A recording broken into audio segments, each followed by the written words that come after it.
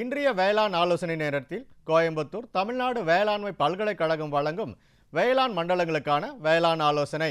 இந்திய வானிலைத்துறை மற்றும் தமிழ்நாடு வேளாண்மை பல்கலைக்கழகத்தின் வேளாண் காலநிலை ஆராய்ச்சி மையம் கோயம்புத்தூர் இணைந்து வழங்கும் வேளாண் மண்டலங்களுக்கான வேளாண் ஆலோசனை. மேற்கு மண்டல விவசாயிகளுக்கான வேளாண் ஆலோசனை. மேற்கு மண்டலத்தின் 31-1-2025, 1-2-2025 மற்றும் 2-2-2025 ஆகிய 3 நாட்களுக்கு மிதமானது முதல் கனமழை எதிர்பார்க்கப்படுகிறது. காற்றின் வேகம் மணிக்கு 10 முதல் 12 கிலோமீட்டர் வரை எதிர்பார்க்கப்படுகிறது. மழை எதிர்பார்க்கப்படுவதால் நீர்ப்பாசனத்தினை ஒத்திவைக்கவும். நெல்லில் நாற்றங்கால் மற்றும் அறுவடை காலத்தில் இரவு நேர குறைந்த வெப்பநிலையினால் ஏற்படும் வளர்ச்சி குறைபாட்டினை போக்க நவரை பருவ நெல் நாற்றங்காலுக்கு ஜிங்க் சல்பேட் 0.5% மற்றும் யூரியா 1% கரைசலை தெளிக்கலாம். இரவு மற்றும் பகல் நேர வெப்பநிலையின் வேறுபாட்டின் காரணமாக சம்பா நெல்லில் கதிர் நாவாய் பூச்சியின் தாக்குதல் தென்பட வாய்ப்புள்ளது. எனவே ஒரு ஹெக்டேருக்கு 333 கிராம் டயோனோடிபுரான் 15% மற்றும் டைமெட்ரோசின் 45% டிஜி மருந்து 500 லிட்டர் தண்ணீரில் கலந்து தெளிக்கவும்.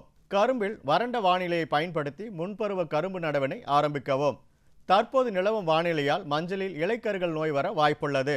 இதனை கட்டுப்படுத்த மேங்கோசெப் என்ற பூஞ்சான கொல்லியை 1 லிட்டர் தண்ணீரில் 2 கிராம் என்ற அளவில் கலந்து தெளிக்கவும். தற்போது நிலவும் வானிலையால் வாழையில் சிக்காடாகோ இலைப்புள்ளி நோய் குறிப்பாக மண் ஈரம் அதிகமான இடங்களில் வர வாய்ப்புள்ளது. வந்த இடங்களில் வயலை காயவிட்டு நோய் தாக்கிய இலைகளை பறித்து எரித்து விடவும். மேலும் ஒரு ஹெக்டேருக்கு பைரோக்ரோஸ்ட்ரோபின் 20% WG 750 கிராம் என்ற அளவில் தெளித்து எளிதில் கட்டுப்படுத்தலாம். தெளிக்கும் போது ஒட்டும் திரவம் கலந்து தெளிக்கவும். காவிரி டெல்டா மண்டல விவசாயிகளுக்கான வேளாண் ஆலோசனை. நெல்லில் மழையினால் ஏற்படும் பாதிப்பினை தடுக்க அறுவடை நிலையில் உள்ள நெல்லினை மழைக்கு முன் அறுவடை செய்யவும். அறுவடை செய்த நெல் விதைகளை மழைக்கு முன் நன்கு காய வைத்து ஈரத்தன்மை 13% கீழ் இருக்குமாறு சேமித்து வைத்து பூச்சிகள் இல்லாமல் பாதுகாக்கவும். வாழை மரங்கள் காற்று மற்றும் மழையால் சாயாமல் இருக்க வாழை மரங்களுக்கு முட்டு கொடுத்து பாதுகாக்கவும். மாடு மற்றும் ஆடுகளுக்கு வைக்கோல் மற்றும் மக்காசோளம் போன்ற தீவன பொருட்களை வெயிலில் உலர்த்தி கால்நடைகளுக்கு கொடுப்பதன் மூலம் அப்லாடாக்சின் என்ற நச்சின் தாக்கத்தில் இருந்து கால்நடைகளை பாதுகாக்கலாம். தெற்கு மண்டலம் 1ற்கு உட்பட்ட மாவட்டங்களுக்கான வேளாண் ஆலோசனை. மழை எதிர்பார்க்கப்படுவதனால் எல்லா பயிர்களுக்கும் வடிகால் வசதி ஏற்படுத்தி கொள்ள வேண்டும். மழை இருப்பதனால் மருந்து தெளிப்பதை ஒத்திவைக்கவும். கால்நடைகளுக்கு கொட்டகையை சுற்றி தண்ணீர் தேங்காமல் பாதுகாத்து கொள்ள வேண்டும். தெற்கு மண்டலம் 2ற்கு உட்பட்ட மாவட்டங்களுக்கான வேளாண் ஆலோசனை. நெல் பயிரில் செம்புள்ளி நோய் தாக்குதல் பரவலாக தென்படுகிறது.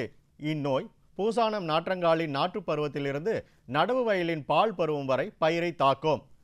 முதலில் இந்நோய் மிக சிறிய பழுப்பு புள்ளிகளாக தோன்றும். பின் உருளை வட்ட வடிவ புள்ளிகளாக மாறிவிடும். பின் பல புள்ளிகள் ஒன்று சேர்ந்த நிலையில் இலைகள் காய்ந்துவிடும். இந்நோய் பழுப்பு நிற புள்ளிகளுடன் கதிர் மற்றும் கழுத்து பகுதியை தாக்கும். இதனை கட்டுப்படுத்த ஒரு ஏக்கருக்கு 500 மில்லி என்ற அளவில் மெட்டோமினோஸ்ட்ரோபின் மருந்தினை தண்ணீரில் கலந்து தெளிக்கலாம். மருந்து தெளிக்கும் வேலைகளை மழை இல்லாத நாட்களில் மட்டுமே மேற்கொள்ள வேண்டும். காய்கறி பயிர்களில் வேர் முடிச்சு மற்றும் மொச்சை வடிவ நூற்புழுக்களின் தாக்குதல் பரவலாக தென்படுகிறது. செடிகளுக்கு போதிய அளவு நீர் மற்றும் உரம் இட்டிருந்தாலும் பகல் நேரங்களில் வாடி காணப்படும்.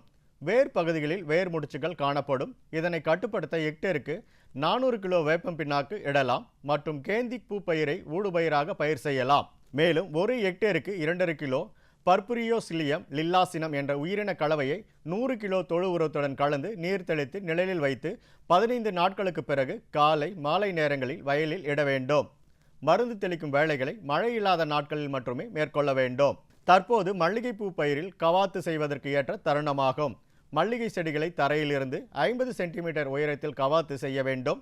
கவாத்து செய்யும் போது நோயுற்ற உலர்ந்த குச்சிகள் மற்றும் குறுக்காக வளர்ந்த கிளைகளையும் வெட்டிவிட்டு சூரிய ஒளி நன்கு படுமாறு செய்ய வேண்டும். தற்போதைய நிலையில் பருத்தியில் ஊட்டச்சத்து குறைபாடுகளை பரவலாக தென்படலாம். துத்தநாக குறைபாடு உள்ள நிலங்களுக்கு ஹெக்டேருக்கு 50 கிலோ துத்தநாக சல்பேட் இட வேண்டும். பயிர் வளர்ச்சியின் போது குறைபாடு தென்பட்டால் 0.5% துத்தநாக சல்பேட் கரைசலை விதைத்த 45, 60 மற்றும் 75 நாட்களில் தெளிக்க வேண்டும். மக்னீசியம் குறைபாடு உள்ள நிலங்களுக்கு ஹெக்டேருக்கு 20 கிலோ மக்னீசியம் சல்பேட் இட வேண்டும். அடிப்படை இழைவழி தெளிப்பாக 2% மக்னீசியம் சல்பேட் தெளிக்க வேண்டும். பருத்தி காய் உருவாகும் பருவத்தில் 1% யூரியாவும் தெளிக்க வேண்டும். மலை பிரதேச மண்டல விவசாயிகளுக்கான வேளாண் ஆலோசனை. கேரட் பயிரில் துருயி மேலாண்மைக்கு விதைத்த 45 முதல் 50 நாட்களில் ஒரு ஏக்கருக்கு 4 கிலோ குளோரான் டனிலிபுரோல் என்ற குருணை மருந்துகளை மழை இல்லாத நேரங்களில் மண்ணில் இட வேண்டும். உருளைக்கிழங்கு பயிரில் இலைக்கருகள் நோயை கட்டுப்படுத்த நடவு செய்த 45, 60 மற்றும் 75 நாட்களில் மேங்கோசெப் 1 லிட்டர் தண்ணீரில் 2 கிராம் அல்லது குளோரான் தன்லீப்புரோல் 2 கிராம் என்ற அளவில் இடைவெளியில் மழையில்லாத நேரங்களில் தெளிக்க வேண்டும். இஞ்சி வளர்ச்சி பருவத்தில் கிழங்குகள் மென்னழுகல் நோயினால் பாதிக்கப்படலாம். இஞ்சி மென்னழுகல் மேலாண்மை போதுமான வடிகால் வசதியை ஏற்படுத்தலாம். நோயற்ற விதை கிழங்குகளை தேர்ந்தெடுத்து விதை கிழங்குகளுக்கு 1 லிட்டர் தண்ணீரில் மேங்கோசெப் அல்லது காப்பர் ஆக்சி குளோரைடு 3 கிராம் அல்லது 200 ppm ஸ்ட்ரெப்டோரைசோசைக்ளின் மூலம் 30 நிமிடங்களுக்கு விதை நேர்த்தி செய்யலாம். நோயுற்ற வயலில் பாத்திகளை காப்பர் ஆக்சி குளோரைடு 2.5 கிராம் அல்லது போர்டாக்ஸ் கலவை 1% என்ற அளவில் மழையில்லாத நேரங்களில் தெளிக்க வேண்டும்.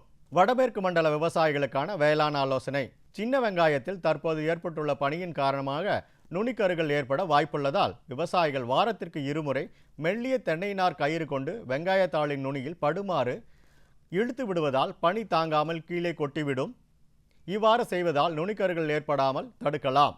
கத்திரி சாகுபடி செய்துள்ள விவசாயிகள் விளைச்சலை அதிகரித்து நல்ல மகசூல் பெற லிட்டருக்கு 5 கிராம் என்ற அளவில் காய்கறி நுண்ணூட்ட கலவையுடன் ஒட்டு திரவம் கலந்து நட்ட 30 நாள் பிறகு ஒவ்வொரு 15 நாட்கள் இடைவெளி தெளிப்பு செய்ய வேண்டும்.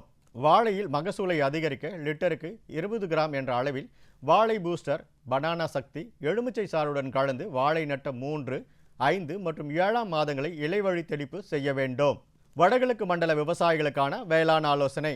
நெல் வயலில் தண்டு துளைப்பான் மற்றும் இலை சுருட்டுப்புழு தாக்க வாய்ப்புள்ளதால் விவசாயிகள் பூச்சி தாக்கம் அறிகுறிகள் தென்படுமாயின் ஹெக்டருக்கு குளோரான் தனிலிப்புரோல் 150 மில்லி அளவில் தெளித்து கட்டுப்படுத்தலாம். தற்போது நிலவி வரும் வானிலையின் காரணமாக நிலக்கடலையில் புகையிலை வெட்டுப்புழு தாக்கம் தென்பட வாய்ப்புள்ளது.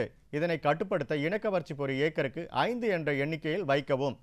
ஏக்கருக்கு ப்ளூ மெண்டிமைட் 20 WG 120 கிராம் என்ற அளவில் தெளிக்கவும். உளுந்து விதைப்பு செய்யும் விவசாயிகள் விதைப்புக்கு முன் 1 கிலோ விதைக்கு டைகோடெர்மா விரிடி 4 கிராம் அல்லது சூடோமோனஸ் 10 கிராம் கொண்டு விதை நேர்த்தி செய்து விதைக்கலாம். கத்திரியில் 1.5% ppfm நுண்ணுயிர் உரத்தை இடைவெளி தெளிப்பின் மூலம் பூக்கள் உதிர்வதை தடுத்து காய்களின் தரம் உயர்வதுடன் எண்ணிக்கையையும் பெருக்கலாம். அதிக மழை பெறும் மண்டல விவசாயிகளுக்கான வேளாண் ஆலோசனை. மிளகு தரையில் படரும் ஓடு கொடிகளை நோயிலிருந்து பாதுகாக்க கொடிகளை சார்பு மரங்களை சுற்றி விடவும். பழவகை மரங்கள் மற்றும் மரவாசனை பயிர்கள் மழை பெய்ய வாய்ப்புள்ளதால் வட்ட பாத்திகள் அமைத்து மழை நீரை சேமிக்கவும். வாழைக்கன்றுகளின் வேர் மற்றும் அழுகிய பகுதிகளை சீவி நீக்கிவிட்டு மண் கரைசலில் நனைத்து அதன் மீது 40 கிராம் கார்போபியூரான் 3G குருணை மருந்தினை தூவி பின் நடவு செய்யவும்.